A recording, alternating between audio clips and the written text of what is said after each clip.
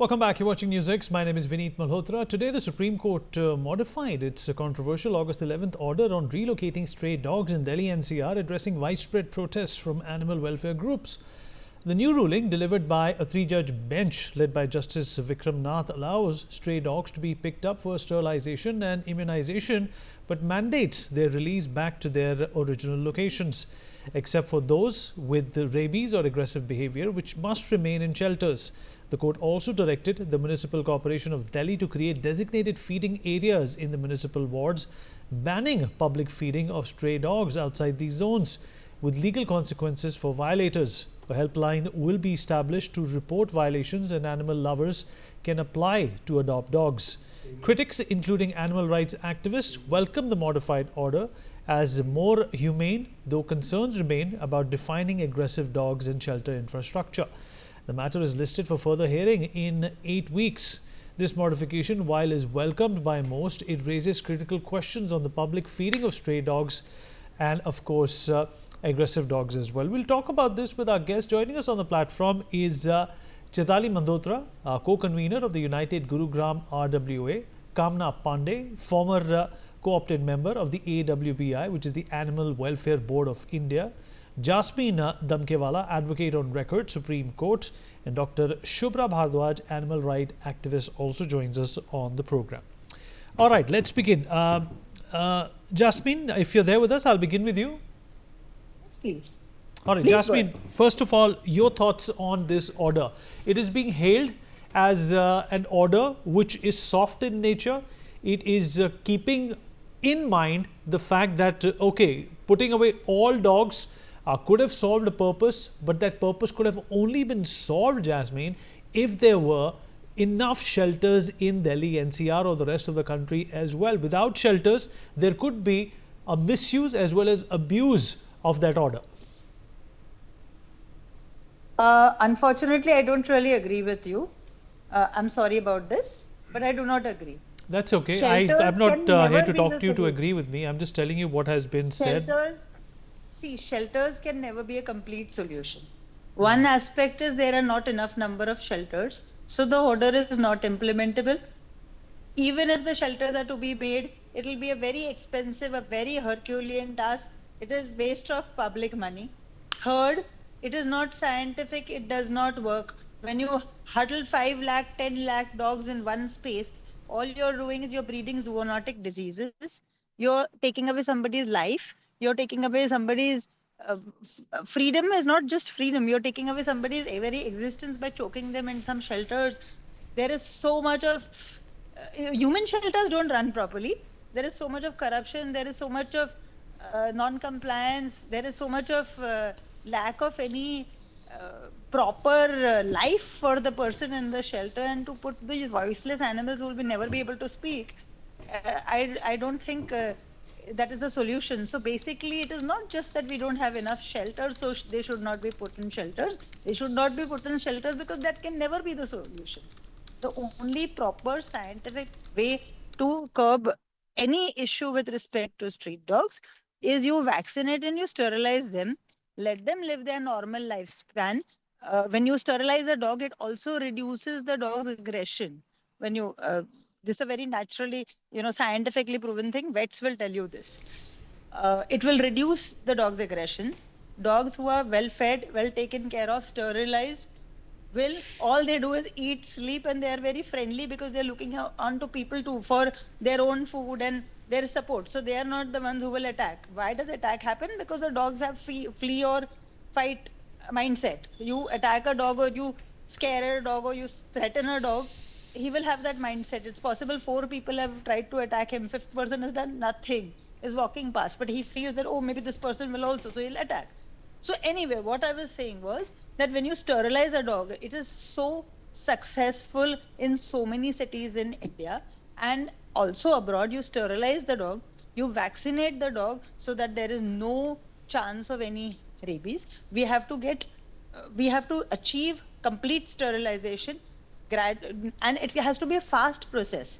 It cannot be that today we sterilize, one colony, tomorrow 15 days, 30 days later, you sterilize another colony, they will breed. And by the way, even when you put dogs in shelters, you would have to sterilize them anyway if you did.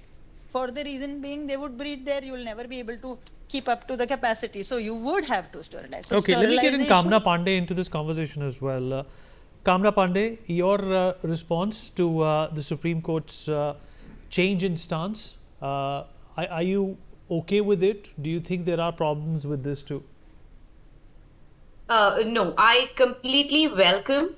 There are certain doubts in the minds of people. I agree with ma'am on the point that she was talking about. And I'd like to add also that apart from it being impractical, also, even if you remove the entire population from Delhi, there's something called the vacuum theory and the carrying capacity. As the dogs from the neighborhood area will fill up the space within a month and a half. So for 8 lakh dogs, whatever infrastructure you create, and you'll have yet another 8 lakh dogs if they are 8 lakh dogs. You'll have to take care of them too. You remove them and then there again will be. Another problem is one scavenger you remove, another one takes its place. So the ecological impact on on the delicately balanced equation is very important to be looked at. You remove dogs, the place will fill up with rats, like how it happened in Surat, like how it happened in Paris in 1880. After the rats, the snakes will come after them. The monkeys, they are quite problematic to a lot of people, and trust me, dogs are way more friendlier than monkeys. When the monkeys, in fact, in Delhi itself, there are pockets from where all the dogs have been removed, and we have videos how the monkeys are walking on the roads, and people are scared and they're running helter skelter.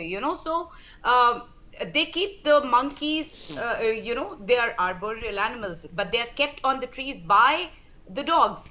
Once the dogs go, the monkeys are free, like how you would see where there are too many monkeys. That's how it is.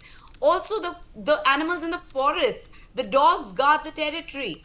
They keep them inside. Otherwise, what is going to happen? You'll have wild boars and nilgais and the leopards and the tigers after them. How comfortable are the so-called dog haters with those wild animals as well? I am not sure. But all in all, dogs cannot be removed overnight. The only way forward is to sterilize them and phase out the population in a very systematic way. So the equation keeps revising its balance as they reduce in their numbers. So there is nothing that is happening overnight. So it's very important. That point I had to make. Yes. One is that. Another is that the law has finally prevailed. The earlier judgment, one of the grievances that all of us had, and I would agree, was that our side was not even heard. And that is not a fair way of giving judgment. There are earlier judgments of the Honorable Supreme Court. There are laws in place. So a judgment which was actually violative of its own precedents, violative of the law of the land, has been taken back. Guidelines have been issued, which are all welcome. If you want, I can go through the 2 points that are creating doubts in the minds of people, which is the aggressive dogs and about the feeding points. I can go through that whenever you want me to. All right, let me also rope in Chaitali Mandotra into this conversation. Chaitali, this is obviously the right way to do things, but the fact of the matter is, shelters are needed, a system is needed, infrastructure is mandatory. It is not only for dogs, it's also for a number of other strays that find themselves completely relegated into this metropolitan system. First of all, I would welcome this order of Honorable Supreme Court, but I would disagree to a bit of what Kamana ji said, because she referred to dog haters. I don't think anybody hates dog, and it is only the circumstances, right? It is only the circumstances which make you feel that way. Yeah, I definitely feel that the practicality of that shelter being made, and that too a time frame of 8 weeks given for it. That was really not practical, and more so, it was not healthy for the dogs. That is for sure. But definitely, why have we reached to this? Whatever right now we are facing. What is the reason? Because it is not that immunization and the vaccination is new, the sterilization is new for us. This has been part of a municipality, I think, all across India, but it has failed. It has literally failed. And I am skeptical about how far it is going to help in future, because abhi tak to there has not been very good results of it. Definitely, if they had honestly done something about it, it would definitely have worked. And another thing that, one thing was good about the feeding points that the Supreme Court has today referred to. But what I am a bit doubtful about is ward wise feeding points, because if I talk about Gurgaon has only 36 wards. So a person has to run kilometers to feed a dog, because I don't think more than one or two feeding points are going to be there for wards.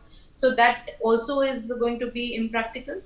And one more thing that has been referred to is about aggressive dogs, which could be taken. Now the very problem is that the two sides differ. One side says no dog is aggressive. A dog is aggressive only if the dog is poked. The other side says that there is no such thing. It is there have been so many cases where the dog has not been poked, but still the child or whosoever has been attacked. So again, that is also something which needs to be worked upon. And one thing is good, and I would say that this would actually work if the dog lovers who call the other part as dog haters, they actually adopt the dogs. I think a big issue will be resolved if, because there have been too many dog lovers in every society. We being in RWA, we bear the brunt of both sides. So I feel that if the dogs are adopted, I definitely feel that it's going to help. Vinny. All right, Dr. Shubhra Bhardwaj. Letting back dogs into the system after they've been sterilized is obviously a good idea. That eventually will, take care of their population as well. But dog bites is also something which has been a concern, right? Regardless of letting out the aggressive ones or not letting out the aggressive ones, you never know with dogs. That is also a concern. Dr. Shubhra, that's for you. Dr. Shubhra, are you there with us? Hello. Yes, yes, Go on. I'm there. Can you hear me? I can hear you. Please go on. Yes. Yes. So I would like to tell, see, the first thing you told that about the dog bites, one thing, which has been a very concerning issue. One thing is the dog bites, and then the second thing is the aggressive dogs. And the third thing is feeding points. So I would agree with Miss Chetali that there are few aggressive dogs which would bite even when they are not provoked. So they would be there. And yes, you said that we don't know which dog is aggressive. No, we know. As an animal lover, as a dog parent, and as serving community dogs for the past 5 years, I know and all the animal lovers know which dog is aggressive and which dog is not aggressive. So I'll tell you, out of 10, only one, maximum two, mostly one dog would be aggressive. So it's a good idea, finding some solution to that. One thing, what to do about the aggressive dog. One thing. Second thing, about the vaccination and sterilization, I think I don't need to tell it again and again. The rules laid as per ABC, and the drive has completely failed. Only I think the NGOs and the animal lovers are getting into this sterilization and vaccination drive. And I'm very sorry to say, no RWA or no AOA has ever initiated a sterilization and vaccination program, at least in front of me. I've never seen. So they just say that there are a number of dogs, but of course, RWA has to come forward and take steps, tie up with people, the ABC centers and all for this sterilization and vaccination drive. One thing, and then third thing, about the feeding points, I think we all know there are ABC rules where they have to be feeding points, and sometimes people say take the dog out of society and feed there. It's not possible. Humanly, it is not possible, because if we take all the dogs out and feed them there, it will create more chaos. Taking the dog out there with the food in your hand, it is not possible. So I think there should be feeding points in the society. It should be identified. And thirdly, about the stay by Supreme Court and by the Supreme Court telling that the dogs should be released. Of course, I think they should be released and they should be in the place they are supposed to be. The nature has put them in a place. They should be in that place. We are nobody to mess up with the nature, because one thing, of course, there are lots of rodent. You remove dogs today, tomorrow there will be, rats, snakes, and we don't know what sort of diseases as well. Lot of infectious diseases are basically rodent borne. So rodents are kept in control by dogs. So as the doctor, I would say that of course dogs are very important, but a proper care should be taken. Recognition of the aggressive dogs, sterilization, vaccination, all this should be taken care. And yes, there should be more peace and there should be more compassion. Dr. Shubhra, And they what about shelters? What about the infrastructure that is needed, and what about There is no, sorry. So yeah. yeah, I would what is tell, needed? see- Can I finish my question, please, if you allow me? Thank you Yes, very much. yes, sure. What about infrastructure? What about MCD? What about the gaps that need to be addressed when it comes to these agencies and the governmental efficiency in handling the stray dogs? The role of government agencies till now, till what I have seen. Okay, for past 5 years, I am also actively involved in the animal welfare, and all these dogs who are roaming on the streets are themselves a proof that ABC guidelines of sterilization, vaccination, and if they had been followed, it's been there like since 20-25 years, and I haven't seen a single government agency, very rarely they initiate by themselves. Mostly somebody from the society will tell, usually animal lovers will tell that you take our dog, get them vaccinated. And many a times we are doing it through NGOs, not non-government organizations. Okay. So if you ask me what is the role of government, I will say that they are putting just 10 to 20% of the effort which they are supposed to put. So I think that's a total failure. One thing, and then secondly, I'm sorry. What did you ask again? Okay, let me move forward. Let me go to Yeah. Jasmine once again. Jasmine, Yes. if you're there with us. Yes, I'm here. Jasmine, Please go on. let's also talk about what the state and the center needs to do now in terms of increasing, at least their involvement when it comes to the welfare of animals. That's right. So the role of the government, the municipal corporations is not just for welfare of animals, but it is also for the welfare of people. But because when you sterilize street dogs, I would not call them stray. They have not strayed from anywhere. They are born there. So I would call them community dogs or street dogs. So what is to be done is when you sterilize a community dog, you're not just doing it for his welfare, but you're also doing it for the rest of the community who does not like dogs. So we cannot, one person cannot force another to like a dog. We have all to coexist. Just like that, just like somebody else cannot force me to hate a dog. We have to coexist. We have to coexist in a manner which is comfortable to the dog. It is comfortable to people living there, people who don't even like the dogs. So when you sterilize it, you are taking care of that aspect also. You're reducing the population which is comfortable for people there. So the role of the government, the role of the municipal corporation, state government, municipal corporation is that they have to completely intensify the drive for sterilization, because as my co-panelists have been saying, there is almost a lack of government interest in, I would not say government, municipal corporation interest in sterilizing street animals. There are some 20 MCD run ABC centers which do not run. They are shut because either they don't have medical supplies, or they don't have doctors, or they don't have any facility. They don't have medicines. They cannot carry out ABC. Similarly, there are 67 veterinary hospitals supposedly under MCD, which are again all shut. None of these are working. So for one, all that the MCD does is, what little sterilization they do through private NGOs. They don't have their own facilities. From the private NGOs also, they have this concept of recognized NGO, not recognized NGO. When you cut down to a level, you reach a level where very little sterilization can be done. So there they have to open up their facilities. They have to use all this infrastructure that they are interested in building an infrastructure and facility for carrying out sterilizations, not jails for dogs. They need to open their sterilization units. They need to open their veterinary hospitals so that they can further offer ABC, sterilization, and good facilities. Because if your street dog is hurt and is in pain, biting incidents also happen because the dog is in pain or very hungry or whatever.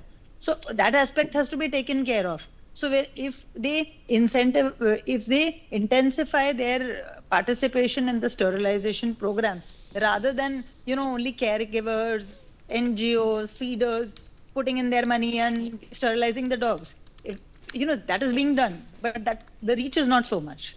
So if they're serious about it and they take it up, I think this problem will be solved very easily. Second aspect is, because of the COVID, very little sterilization got done during COVID years. So that has also upset this whole sterilization program.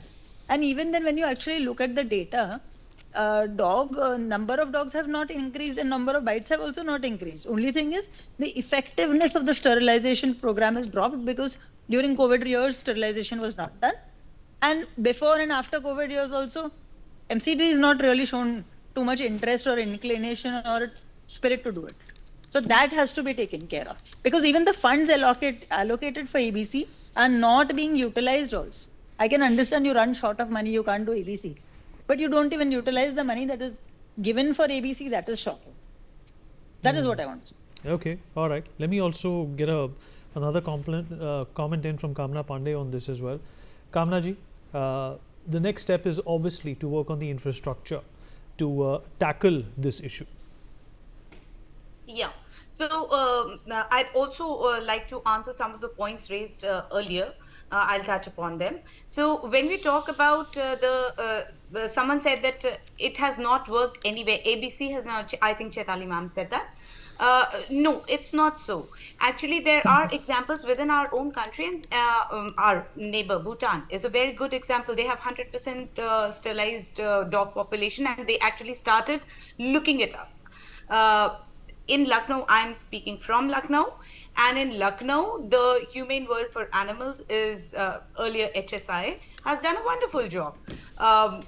Going by the data, I think somewhere around 80% of the population has already been sterilized. In fact, they utilized the COVID time, intensified because it was a good time. There were less people. The catching was easier, so they intensified. So there are areas where our volunteers and feeders have not seen puppy at all.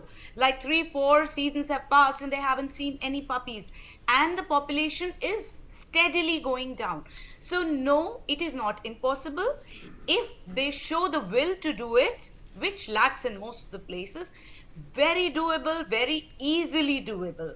And also in Lucknow, there is one thing which is probably a little different than how they are implementing in other places, which is that here they have partnered with the feeders. So we actually have a WhatsApp group where they tell which area they're going to come to, and all the animal lovers and feeders over there are present, and they pick up the dog and they put them in the van, so there is no chasing and all of that happening. So they spend less time on the roads and more time sterilizing. So if you actually partner and you do it, you implement it properly, the results are amazing. We've run out of time, but appreciate everybody who joined in and filled in with their perspective and thoughts.